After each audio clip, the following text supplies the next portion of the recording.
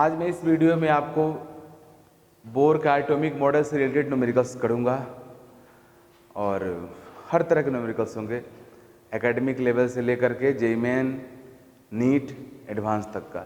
शुरुआत करते हैं किस तरह से क्वेश्चन इसमें आता है। एक तो सिंपल क्वेश्चन आपसे बोलेगा कि हाइड्रोजन एटम के लाइमन सीरीज का सीरीज लिमिट का वेवलेंथ क्या होगा। आपसे क्वेश्चन पूछ सकता है what is wavelength of series limit of Lyman series, wavelength of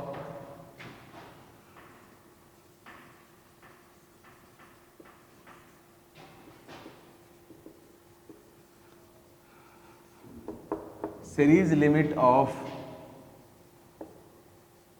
Lyman series of hydrogen atom and rich atom। तो what is the meaning of series limit. मैं आप सबको बताया हूं किसी भी सीरीज का मीन्स लाइमन हो, बाल्मर हो, पास्टन हो, ब्रैकेट, पफंड या हैम्फ्री सीरीज हो, उसका सबसे लास्ट जो रे होता है वो इन्फिनिटी से आता है। तो इन्फिनिटी से आने वाला जो रहता है वो सीरीज लिमिट होता है। तो लाइमन में इलेक्ट्रॉन कहाँ आता है जंप करके, तो इलेक्ट्रॉन आता है सेल नंबर 1 पे जंप करके। तो लाइमन सीरीज के सीरीज लिमिट निकालना है, इसका मीनिंग हुआ कि electron n tends to infinity से जंप करे कहाँ पे आएगा, n इज इक्वल टू 1 पे आएगा। तो हो गया, we know that wave number 1 by lambda is equal to RH Z square 1 by n1 square minus 1 by n2 square.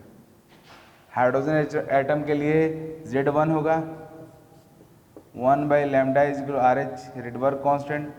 यहाँ तो क्लियर है, आपको पता है कि n1 की जगह पे 1 रखोगे तो 1 होगा यह, और n2 की जगह पे इन्फिनिटी रखोगे तो 1 बाई इन्फिनिटी 0 हो जाएगा।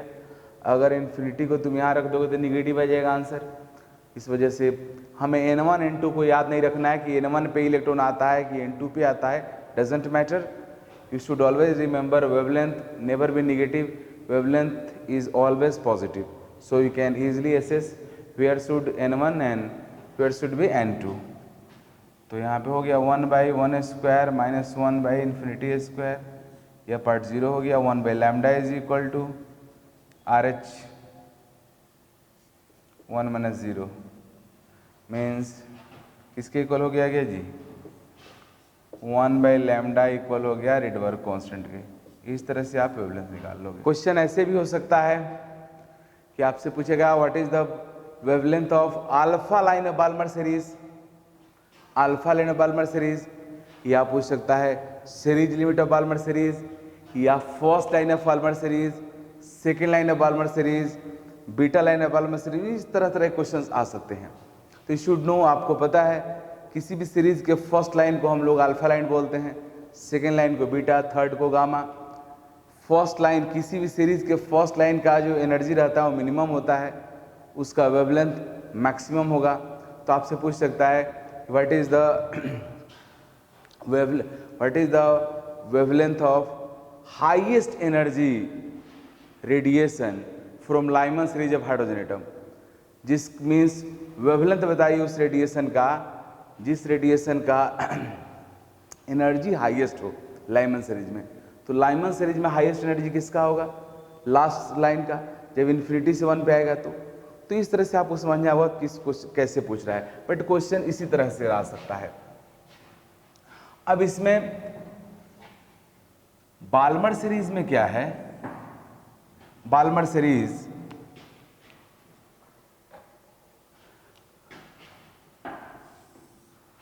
सीरीज में इलेक्ट्रॉन n=2 पे आता है।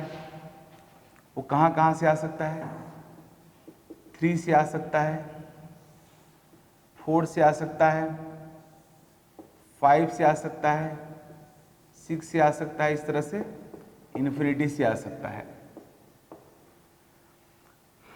बाल्मर सीरीज के जितने भी आपके रेडिएशंस है all are lies in visible region. So third से जब सेकंड पे आएगा तो यह फर्स्ट लाइन हुआ, मीन्स अल्फा लाइन हुआ, alpha line of Balmer series. Fourth से जब आएगा तो बीटा लाइन होगा,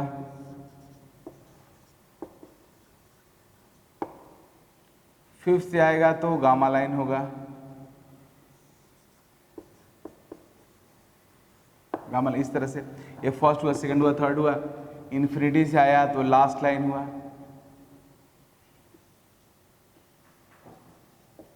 जिसको हम लोग सीरीज लिमिट बोलते हैं। अब इसमें अल्फा लाइन की energy minimum, wavelength maximum, last line का मीन सीरीज लिमिट का एनर्जी मैक्सिमम, वेवलेंथ मिनिमम। तो इस तरह से आपसे पूछ सकता है क्वेश्चन।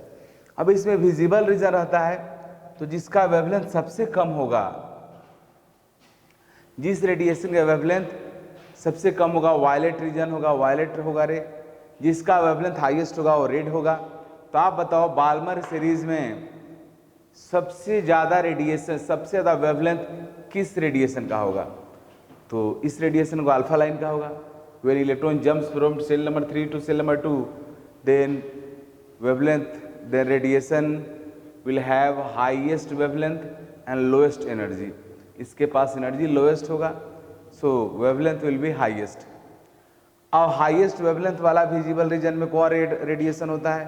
तो वो रेड होता है। तो यह इंड हो गया आपका red.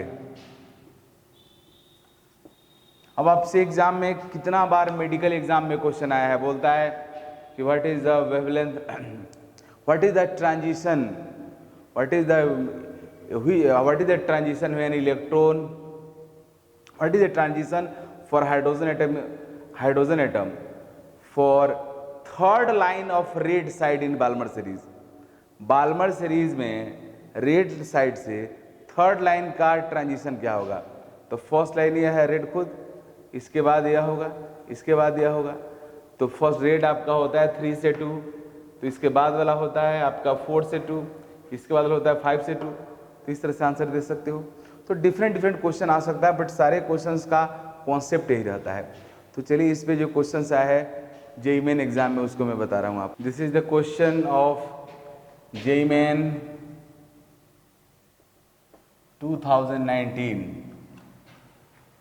for emission line of atomic hydrogen from Ni means initial position of electron Ni 8 to NFN means shell number 8 से सेल नंबर N पे इलेक्ट्रॉन जंप करके आ रहा है। The plot of wave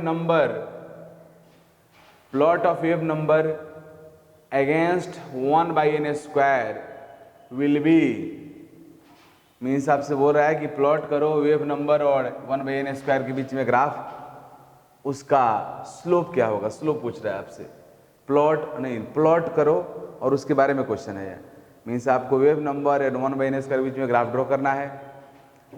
फिर ब्रैकेट में दिया हुआ है the Rydberg constant RH is in wave number unit, means जो यूनिट वेव नंबर का है वही रेडबर्ग कांस्टेंट का यूनिट है।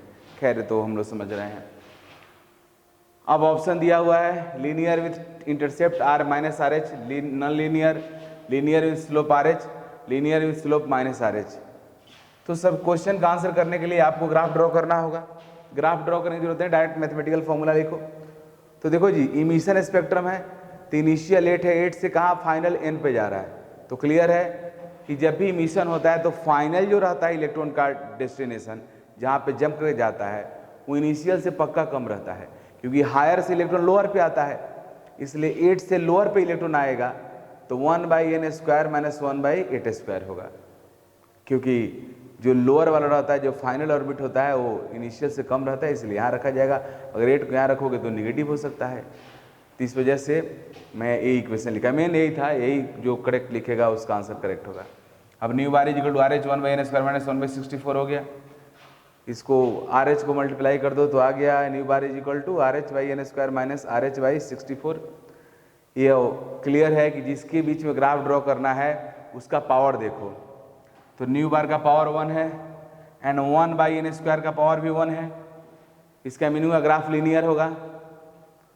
अब इसको y equal to mx plus c एक लीनियर इक्वेशन है, इससे कंपेयर करो।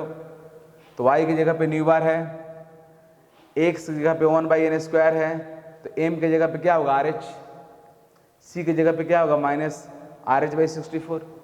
तो आंसर इसमें से क्या होगा जी, सी होगा, linear with slope RH। Next question देखो, नीट एग्जाम का पास्ट क्वेश्चन है।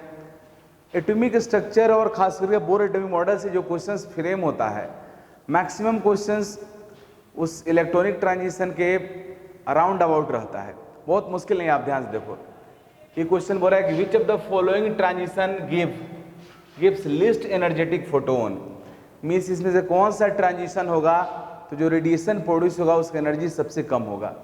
तो मैं आप सबको पढ़ाया हूँ कि जैसे जैसे आप न्यूक्लियस से डिस्टेंट होते जाते हो वैसे वैसे टू एनर्जी लेवल्स के बीच का एनर्जी डिफरेंस डिक्रीज होता है। Means energy difference between consecutive energy level decreases with increase in orbit number, जैसे जैसे ऑर्बिट नंबर इंक्रीज होता है वैसे वैसे उनके बीच का एनर्जी डिफरेंस डिक्रीज होता है। तो खुद भी देख लो, n = 6 to 1 पे आएगा, सबसे बड़ा एनर्जी डिफरेंस होगा, हाईएस्ट एनर्जी का रेडिएशन होगा। यहाँ 5 to 4 हो रहा है, यहाँ डिफरेंस कम है, यहाँ 6 to 5 हो रहा है। तो हायर एनर्जी लेवल, जैसे जैसे हाई एनर्जी में जाओगे एनर्जी कम होता जाएगा और उसका डिफरेंस भी कम होता जाएगा। तो 5 और 6 के बीच का डिफरेंस जो होगा वो सबसे कम होगा। तो 6 to 5 जब इलेक्ट्रॉन का ट्रांजिशन होगा तो जो फोटोन प्रोड्यूस होगा उस फोटोन के पास एनर्जी लिस्ट होगा, means this transition will produce least energetic photon. Next question means this question is also from past question of NEET और AIPMT। In hydrogen atom energy of first excited state is -13.4 electron volt. Find kinetic energy of the same orbit of hydrogen atom. Means hydrogen atom में दिया हुआ है एक first excited state का energy -3.4। अब आपसे पूछ रहा है कि सेम ऑर्बिट का आप काइनेटिक एनर्जी बताओ। तो तुम सबको याद होगा मैं फॉर्मूला बताया था, kinetic energy is equal to kZe²/2r, total energy -kZe²/2r, potential energy -kZe²/r। तब खुद देख लो, टोटल एनर्जी -3.4 इलेक्ट्रॉन वोल्ट है, तो काइनेटिक एनर्जी क्या होगा, उतना ही पॉजिटिव हो जाएगा, क्योंकि kinetic energy equal to mod of total energy होता है, मैं आपको बताया हूँ। तो जितना वैल्यू काइनेटिक टोटल एनर्जी का है नेगेटिव में उतना ही होगा पॉजिटिव में काइनेटिक एनर्जी। तो answer will be A, 3.4 electron volt. Next question is what transition in the hydrogen atom would have the same wavelength as the Balmer transition n = 4 to n = 2 of helium plus spectrum। Means helium plus atom में जब electron 4 से 2 पे jump कर रहा है उस during जो radiation produce होता है, सेम रेडिएशन हाइड्रोजन एटम कब प्रोड्यूस करेगा, उसका इलेक्ट्रॉन किस सेल से किस सेल में जंप करेगा तो रेडिएशन प्रोड्यूस होगा। This is the question. चलिए देखते हैं। Wavelength of this transition 1/λ is equal to RH Z² n1² - 1/n2²। Helium का Z2 होता है 2² n1 2 है तो 1/4 - n2 4 है तो 16।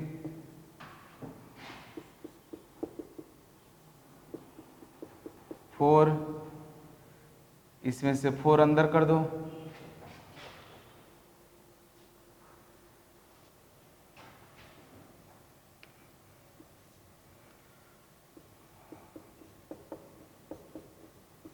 कैंसिल हो जाएगा।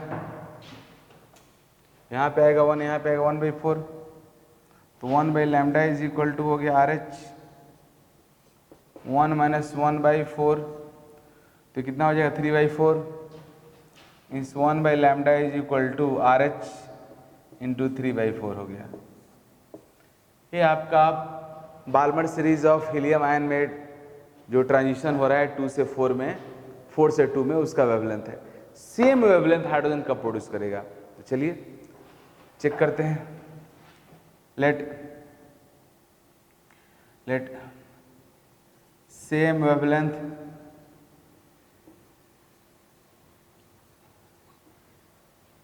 will produce when electron jumps from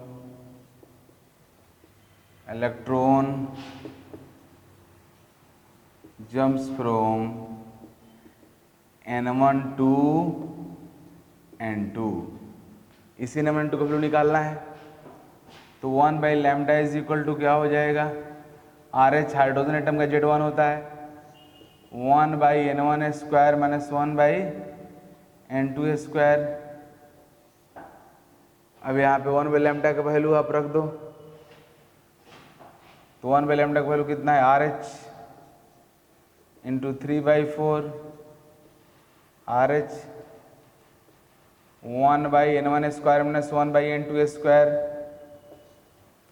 RH से RH कैंसिल हो गया, मीन्स अब आपके पास क्या आ चुका है जी, 3/4 is equal to 1 by n1 square minus 1 by n2 square. अब इस इक्वेशन से हमें n1 n2 का वैल्यू लाना है। आप देख रहे हो दो अननोन है, n1 n2 दोनों अननोन है, 2 अननोन्स को एक ही इक्वेशन से हम लोग कैलकुलेट नहीं कर सकते हैं। We can't calculate 2 unknown from one equation. So इस सिचुएशन में हम लोग hit and trial method use करते हैं, हीट एंड ट्रायल मेथड।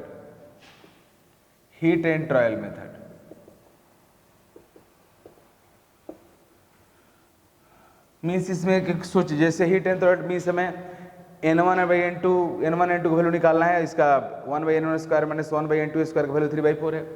तो देखो जी, n1 में मान ले रहा हूँ 1 और n2 मान ले रहा हूँ 2, फिर चेक करते हैं होता है कि नहीं।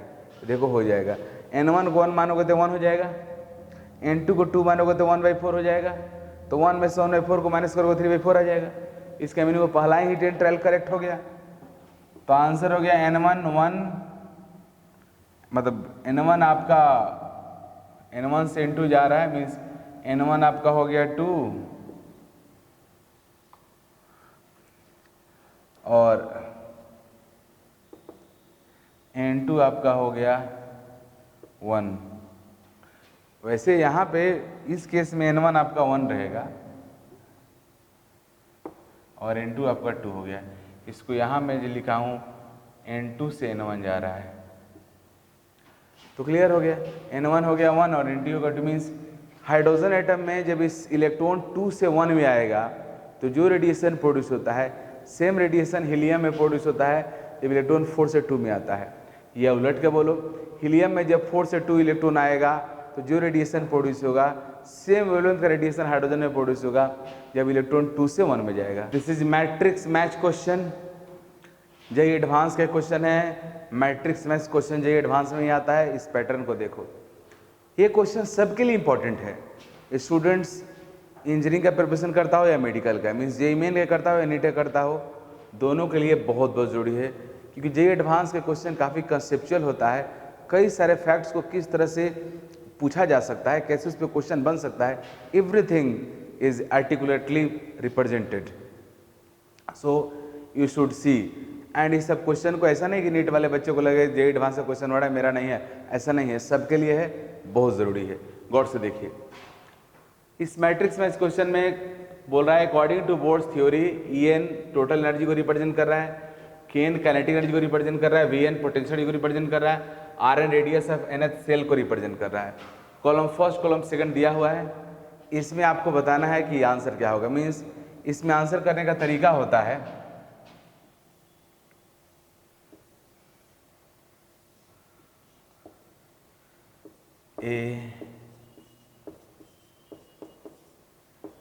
PQRS।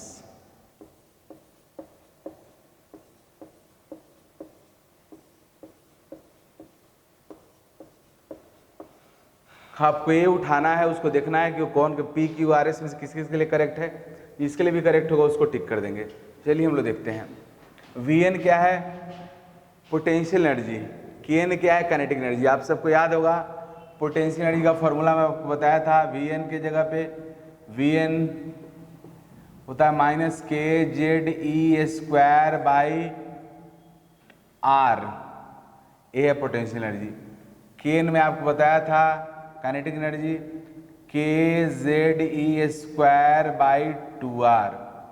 तो क्लियर है, V N by K N है तो कट मतलब वी एन तुम्हारा के एन से क्या है, जस्ट हाफ है और निगेटिव साइन भी है, तो we N by K N क्या हो जाएगा, -2 हो जाएगा, 2 उलट के ऊपर चला जाएगा तो -2 मीन्स आर हो गया। मीन्स ए का आंसर क्या होगा जी, आर टिक हो गया। अब इस तरह से हम लोग बी को चेक करेंगे। B radius of nth orbit is directly proportional to E N. तो देखो जी ई एन का पावर x, रेडियस का फॉर्मूला क्या होता है, R N is equal to 0.529। मैं आप सबको पढ़ाया हूँ, R N is equal to 0.529 angstrom N square by Z, N square by Z होता है। मीन्स आर एन आपका एन स्क्वायर बाई जेड के प्रोपोर्शनल होता है, राइट। और अब इसको बोल रहे हैं कि ई एन के प्रोपोर्शनल, ई एन का power x, E n means total energy.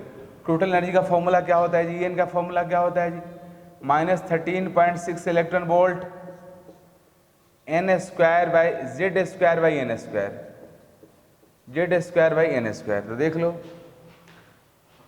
यहाँ पे आर एन है आपका डायरेक्टली प्रोपोर्शनल किसके, एन स्क्वायर बाई जेड के, और ई एन प्रोपोर्शनल है किसके, जेड स्क्वायर बाई एन के। तो ई का पावर कितना हो जाएगा, आर एन के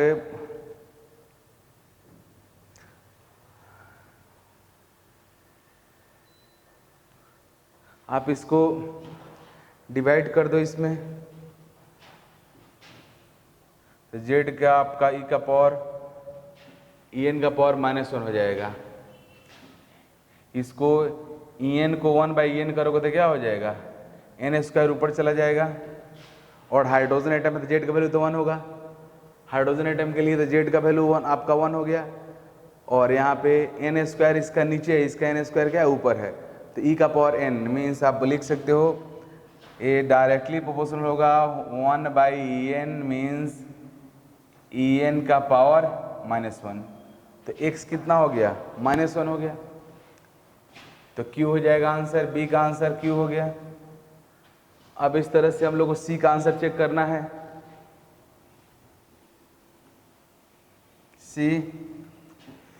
C में है E n by V n, E n हुआ टोटल एनर्जी, आपको याद होगा -k Z E square by R है, 2r है टोटल एनर्जी, और वी एन क्या है, -k Z E square by R. तो कट करोगे तो कितना हो जाएगा, इसमें से एक कोई ऑप्शन नहीं आएगा,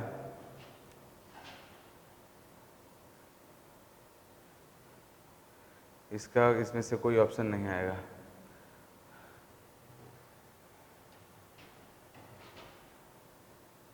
इसलिए P तुम्हारा यहाँ पे 0 नहीं, 0 के बदले है -12। अब हो जाएगा, कैंसिल हो गया, ये तुम्हारा -12 ये जितना है इसका दुगना है, तो आपका बचेगा ये -12, तो ये P आंसर हो जाएगा इसका, C का आंसर P होगा। अब आओ नेक्स्ट क्वेश्चन है, 1 बाई R N is directly proportional to Z का पावर वाई। तभी हम लोग देखे हैं R N is directly proportional to n square by Z, means Z का पावर -1, तो उलट दो इसको, तो 1 बाई R N is directly proportional हो जाएगा जेड बाई एन स्क्वायर, तो जेड का पावर क्या हो जाएगा 1, तो आंसर क्या होगा जी एस। तो डी का आंसर हो जाएगा एस। इस तरह से इसको टिक कर देंगे। तो यह question matrix match. Now I am going to discuss ionization energy. Ionization energy of an atom. Ionization energy को हम बहुत डिटेल में पढ़ेंगे इसके जस्ट बाद वाले चैप्टर में, इस पीटी में। पीरियोडिक टेबल और पीरियोडिक क्लासिफिकेशन में डिटेल में पढ़ेंगे हम लोग कि आयोनाइजेशन एनर्जी क्या होता है, आयोनाइजेशन इंथैल्पी क्या होता है, everything will be discussed. But यहाँ पे मैं आयोनाइजेशन एनर्जी का एक बेसिक आइडिया आपको देना चाह रहा हूँ, तब गौर से देखो जी और सुनो। आयोनाइजेशन एनर्जी होता क्या है? आयोनाइजेशन एनर्जी का डेफिनेशन होता है किसी gaseous isolated ground state atom से 1 इलेक्ट्रॉन रिमूव करने में जो एनर्जी का रिक्वायरमेंट होता है that is called ionization energy. Means किसी gaseous isolated ground state atom से 1 इलेक्ट्रॉन रिमूव करने में जो एनर्जी का रिक्वायरमेंट होता है वह कहलाता है आयोनाइजेशन एनर्जी। आयोनाइजेशन एनर्जी का डेफिनेशन हुआ it is energy required to remove an electron from gaseous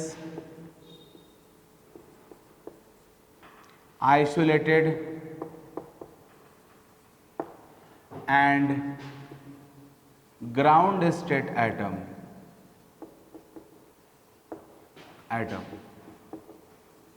इसी को हम बोलते हैं आयोनाइजेशन एनर्जी। मीन्स अब इसको इक्वेशन वाइज देखो, ये कोई gaseous isolated ground state atom है। गैसियस आइसोलेटेड ग्राउंड स्टेट का मीनिंग क्या हुआ? नॉर्मली हमारा एटम, मैं वेरी फर्स्ट क्लास में बताया हूँ कि atom doesn't exist in free existence of atom is not possible except noble gases. Noble gases को छोड़कर कोई भी एटम फ्रीली एग्जिस्ट नहीं करता है। मीन्स एटम जब भी आपको मिलेगा कंबाइंड स्टेट में ही मिलेगा। तो एटम कंबाइंड स्टेट में मिलता है, फ्रीली एग्जिस्ट होता नहीं है। तो हमें 1 एटम से इलेक्ट्रॉन निकालने में कितना एनर्जी का रिक्वायरमेंट होगा उसको पता करने के लिए पहले हमें 1 एटम लेना पड़ेगा। 1 एटम लेने के लिए आपको सब्सटेंस गैसियस बनाना होगा, क्योंकि in solid and liquid form आपका मोर देन बहुत एटम्स मीन्स मेनी एटम्स एक दूसरे के साथ एसोसिएटेड रहता है, जिसकी वजह से जब तक वो गैसियस फॉर्म में नहीं आएगा तब तक 1 एटम का आइसोलेशन मुश्किल है। That's why we use term gaseous in definition of ionization energy. तो गैसियस होना चाहिए, फिर आइसोलेटेड होना चाहिए मीन्स 1 एटम होना चाहिए, फिर ग्राउंड स्टेट होना। ग्राउंड स्टेट का मीनिंग क्या हुआ मैं अब बताया भी आपको। हाइड्रोजन लाइक और हाइड्रोजन एटम के केस में 1 इलेक्ट्रॉन रहता है, तो 1 इलेक्ट्रॉन सेल नंबर 1 में ही रहता है, क्योंकि सेल नंबर 1 में रहने पे न्यूक्लियस का फोर्स ऑफ अट्रैक्शन मैक्सिमम होता है, सो उस इलेक्ट्रॉन का स्टेबिलिटी मैक्सिमम होता है। तो हाइड्रोजन एटम चाहता है कि उसका इलेक्ट्रॉन ग्राउंड स्टेट में रहे। तो ground state means first shell hydrogen atom का ग्राउंड स्टेट हुआ। फर्स्ट सेल के बाद जितना भी सेल है सब के सब एक्साइटेड है, वो सेकेंड हो, थर्ड हो, फोर्थ हो, कोई भी हो। तो एक्साइटेड स्टेट का कोई फिक्स्ड पोजीशन नहीं है, बट ग्राउंड स्टेट का फिक्स्ड है। इसलिए किसी एटम से इलेक्ट्रॉन निकालने में एनर्जी का एक्चुअल में रिक्वायरमेंट कितना होता है ये पता करने के लिए हमें इलेक्ट्रॉन का पोजीशन भी फिक्स करना रहता है। That's why we use term ground state. Means atom isolated होना चाहिए और ग्राउंड स्टेट में होना चाहिए। ग्राउंड स्टेट का मतलब हुआ हाइड्रोजन एटम के केस में फर्स्ट सेल में इलेक्ट्रॉन होना चाहिए। उस समय इलेक्ट्रॉन को रिमूव करने के लिए जो एनर्जी का रिक्वायरमेंट होगा that is called ionization energy of atom. अब यहाँ पे देखिए गैसियस एटम से 1 इलेक्ट्रॉन रिमूव करने के बाद जब एटम से इलेक्ट्रॉन, आपको पहले भी मैं बताया हूँ कि एटम न्यूट्रल होता है, but after removal of an electron atoms becomes ion. So this process is called ionisation. Atom को आयन में कन्वर्ट करने के प्रोसेस का नेम होता है आयोनाइजेशन। जब एटम से 1 इलेक्ट्रॉन आप रिमूव करोगे तो एटम बन जाएगा आयन और भी बनेगा कटायन। ये इलेक्ट्रॉन रिमूव हो गया, बाहर आ गया। इस प्रोसेस के ड्यूरिंग जो एनर्जी का रिक्वायरमेंट होता है उसी को हम लोग बोलते हैं आयोनाइजेशन एनर्जी। यह होता है आयोनाइजेशन एनर्जी। अब ये आयोनाइजेशन एनर्जी है। इट मीन्स जब atom gaseous isolated ground state atom से 1 इलेक्ट्रॉन रिमूव करने में जो एनर्जी का रिक्वायरमेंट होता है that is called ionization energy. It is energy required to remove an electron from gaseous isolated ground state atom. अब इस चीज को मैं हाइड्रोजन एटम के कॉन्टेक्स्ट में आपको बताने जा रहा हूं, तो गौर से देखो।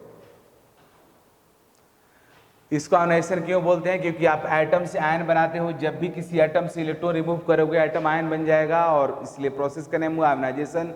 और इस प्रोसेस में जो एनर्जी खर्च होता है उसको बोलते हैं आयनाइजेशन एनर्जी।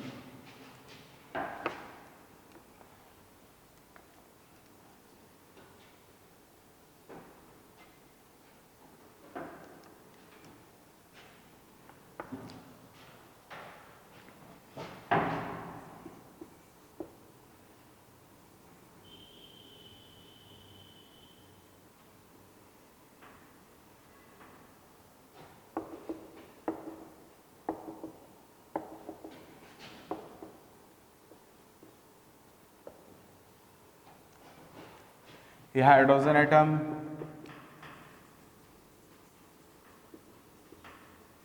ये डिफरेंट एनर्जी लेवल्स है, सभी एनर्जी लेवल्स डिस्क्रीट होता है। ये सेल नंबर 1 हुआ, 2, 3,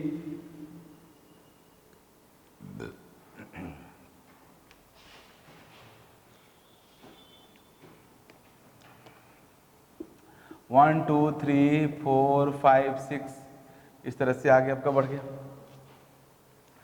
हाइड्रोजन एटम केस में फर्स्ट सेल की एनर्जी कितना होता है? -13.6 इलेक्ट्रॉन वोल्ट, सेकेंड का -3.4 इलेक्ट्रॉन वोल्ट, थर्ड का -1.5 इलेक्ट्रॉन वोल्ट, फोर्थ का -0.5 इलेक्ट्रॉन वोल्ट, फिफ्थ का -5.1 इलेक्ट्रॉन वोल्ट, इस तरह से होता है। अब इन्फिनिटी पे जो सेल ऑर्बिट है इसकी एनर्जी 0 होता है, मीन्स ई इन्फिनिटी 0 होता है, ई इन्फिनिटी 0। अब इलेक्ट्रॉन मीन्स इस हाइड्रोजन एटम से इलेक्ट्रॉन रिमूव करना है। इलेक्ट्रॉन रिमूव करने का मीनिंग क्या हुआ? इलेक्ट्रॉन को वहां पर लेकर चला जाना है जहां पे जाने के बाद इस न्यूक्लियस का उस इलेक्ट्रॉन से इंटरेक्शन खत्म हो गया। किसी एटम से इलेक्ट्रॉन रिमूव करने का मीनिंग हुआ उस एटम के इलेक्ट्रॉन को हम कहां लेकर चले गए हैं जी? इन्फिनिटी पे लेकर चले गए हैं। इन्फिनिटी वह जगह है, मीन्स इन्फिनिटी वह है जहां पे हम लोग इन्फिनिटी की अगर हम बात करते हैं, इन्फिनिटी कहाँ पे है? तो इन्फिनिटी वह डिस्टेंस है जितना आप समझते हो उससे भी ज़्यादा वो दूर है। अगर कोई पार्टिकल इन्फिनिटी पे चला गया तो फिर वहाँ पे हम लोग पहुँच नहीं सकते हैं। ये कंप्लीट हाइपोथेटिकल पॉइंट है इन्फिनिटी, इसका मतलब होता है बहुत बहुत बहुत बहुत दूर। अब अगर न्यूक्लियस और इलेक्ट्रॉन के बीच का डिस्टेंस इनफाइनाइट हो गया तो उनके बीच का फोर्स ऑफ अट्रैक्शन क्या हो जाएगा? 0 हो जाएगा। Because you know coulombic force of attraction F is equal to K Q1 Q2 by R square, when R tends to infinity force tends to 0। तो अगर आप एटम से इलेक्ट्रॉन रिमूव करना चाहते हो, इसका मीनिंग हुआ कि एटम के इलेक्ट्रॉन को निकाल कर कहाँ ले जाना चाहते हो? इन्फिनिटी पे।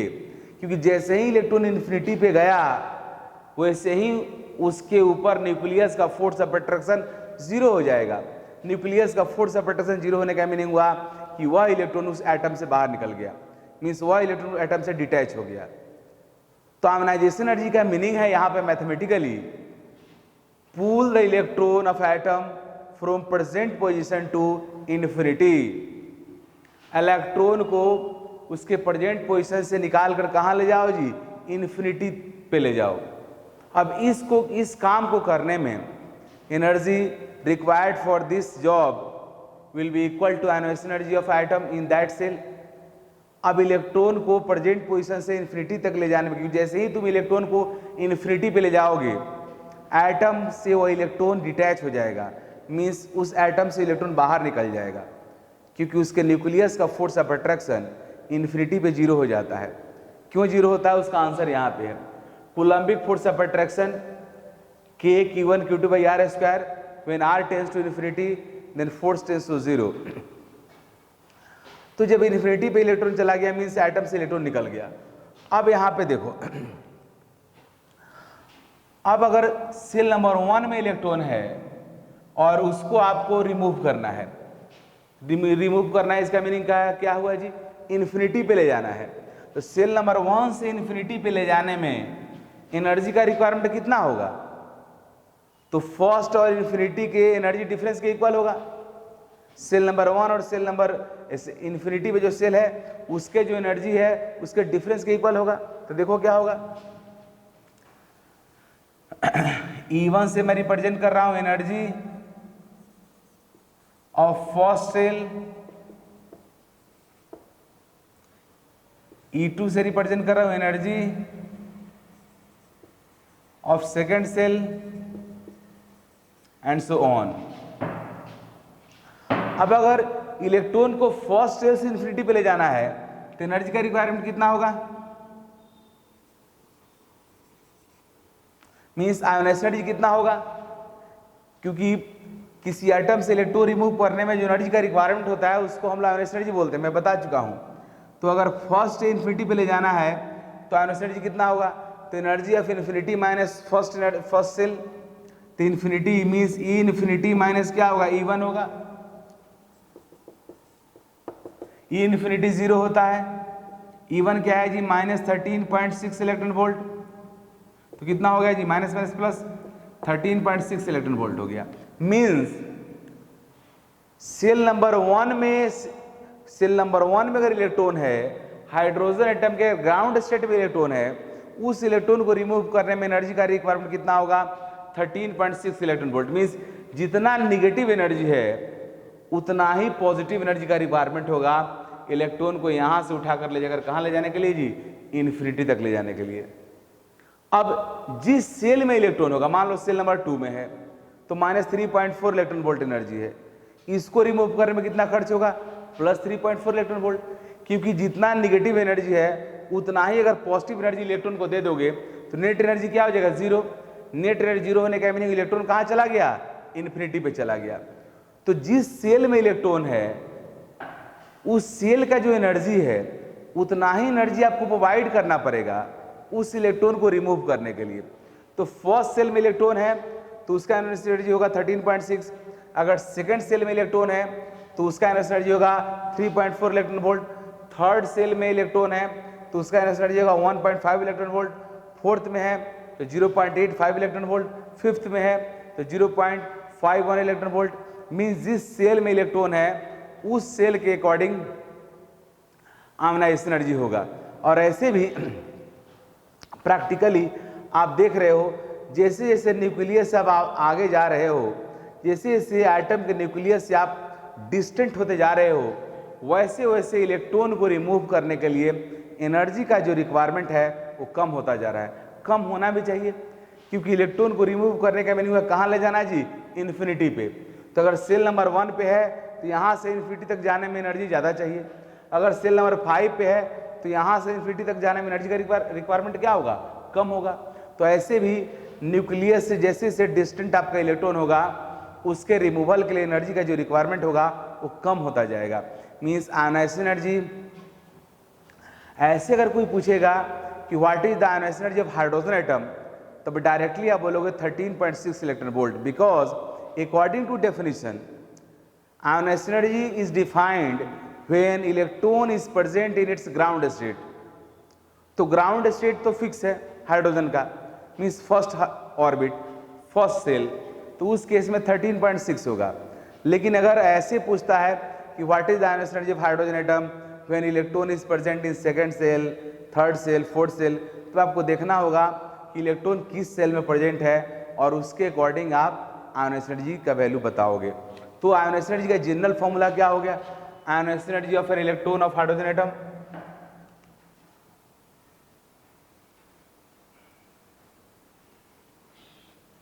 तो जनरल फॉर्मूला हो गया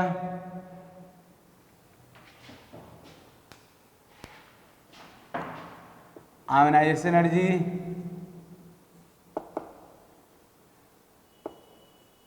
is equal to E infinity minus E n. यहाँ पे कौन क्या ये है, ionization energy, ionization energy, E infinity energy at infinity, energy at infinity En है energy of NH shell where electron is present, energy of NH cell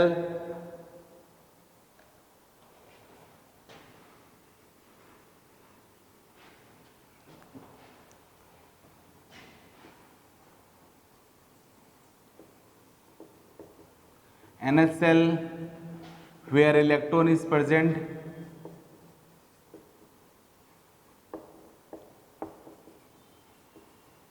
right. अब जिस cell में इलेक्ट्रॉन प्रेजेंट होगा उसके अकॉर्डिंग आयोनाइज एनर्जी होगा। ई infinity तो always zero होता है, तो जिस सेल में इलेक्ट्रॉन होगा उसी सेल का जो एनर्जी होगा उतना ही पॉजिटिव वैल्यू कर दोगे तो उसका आयोनाइज एनर्जी हो जाएगा। This is the question from NCERT. How many energy is required to ionize a hydrogen atom if the electron occupies n is equal to 5 orbit. Compare your answer with ionization enthalpy of each atom. Under bracket, energy required to remove the electron from n is equal to 1 orbit. देखो जी, यहाँ दो बातें मुझे बतानी है। पहली बात तो डायरेक्ट मैं आपको बता दे रहा हूँ, लेकिन मैं आयोनाइजेशन इंथैल्पी वाला बात डिस्कस करूँगा। What is the difference in ionization energy and ionization enthalpy?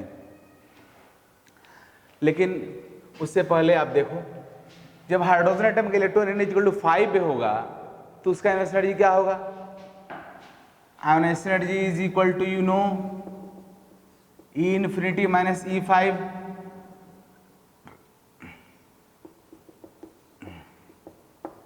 E infinity 0, E5 का वैल्यू रख दो तो minus 13.6 electron volt by n square means 5 square means 25 हो गया।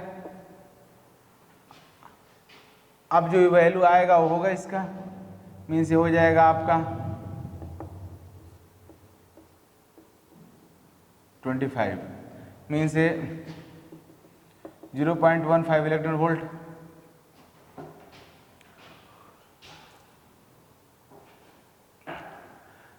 ये होगा। अब ये हुआ आयोनाइजेशन एनर्जी आपका हाइड्रोजन एटम का जब उसका इलेक्ट्रॉन 5th सेल में है। बोल रहा है कंपेयर करो हाइड्रोजन एटम का आयोनाइजेशन एनर्जी से, जो उसका डेफिनेशन है। आयोनाइजेशन एनर्जी का डेफिनेशन क्या है कि जब हाइड्रोजन एटम ग्राउंड स्टेट में हो उस समय एनर्जी जो रिक्वायर्ड हो वह कहलाता है उसका आयोनाइजेशन एनर्जी। तो ग्राउंड स्टेट वाले आयोनाइजेशन एनर्जी से कंपेयर करो। तो ionization energy in ground state, ionization energy of H atom in ground state is equal to what? 13.6 electron volt you know. तो क्लियर सी बात है, कंपेयर करने के लिए क्या हुआ, बड़ा छोटा बताना है। तो आपको बताना है कि जब 5th सेल में होगा तो जो आयोनाइजेशन एनर्जी है वो ग्राउंड स्टेट से क्या है, कम है। कंपेरिजन हो गया, मीन्स जब हाइड्रोजन एटम का इलेक्ट्रॉन 5th सेल में है तो उस समय जो उसका आयोनाइजेशन एनर्जी होगा वो ग्राउंड स्टेट आयोनाइजेशन एनर्जी से कम होगा। ये कंपेरिजन हो गया। बट यहाँ पे एक जैसे इंथैल्पी टर्म का इस्तेमाल किया है, तो इंथैल्पी टर्म मैं आपको बताया, इंथैल्पी का मीनिंग होता है energy, total energy of system at constant pressure is called enthalpy. वो आपको आगे मैं बताऊंगा। अभी इंथैल्पी टर्म का मैं इस्तेमाल नहीं कर सकता हूं क्योंकि इंथैल्पी पर मोल के लिए होता है, वो मैं आपको आगे बताऊंगा, अभी नहीं। अभी आप आयोनाइजेशन एनर्जी समझो जो पर एटम पे है, और इंथैल्पी टर्म जब इस्तेमाल होता है तो पर मोल पे हो जाता है, जिसको अभी मैं आपको नहीं बताया हूँ। मैं आपको आगे पीटी चैप्टर में बहुत डिटेल में पढ़ाऊंगा इंथैल्पी, लेकिन या उससे पहले ही एक दिन मैं इंथैल्पी डिटेल में आपको बताऊंगा इंथैल्पी होता क्या है, चेंज इंथैल्पी क्या होता है, सब कुछ आपको बताऊंगा। जो डेल्टा एच ऑफ रिएक्शन होता है क्या होता है, सब कुछ बताऊंगा। लेकिन अभी आप डायरेक्ट समझो आयोनाइजेशन एनर्जी, यहाँ पे आयोनाइजेशन इंथैल्पी लिखा हुआ है, दोनों एक ही है लेकिन एक नहीं है, दोनों में डिफरेंस है। क्या डिफरेंस है, I will discuss in detail in related videos. Right now अभी आप समझो कि ionization energy means, ionization enthalpy means ionization energy, जो मैं आपको समझा दिया यहाँ पे। Isoelectronic species, iso means same,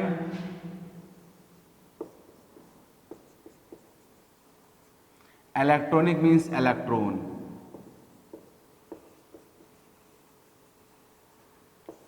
एक ऐसा स्पेसीज जिसके पास सेम इलेक्ट्रॉन हो, ऑल स्पेसीज जिसके पास इलेक्ट्रॉन का नंबर सेम होता है, सबको हम लोग आइसो इलेक्ट्रॉनिक स्पेसीज बोलते हैं। Means iso electronic species have same number of electrons As for example,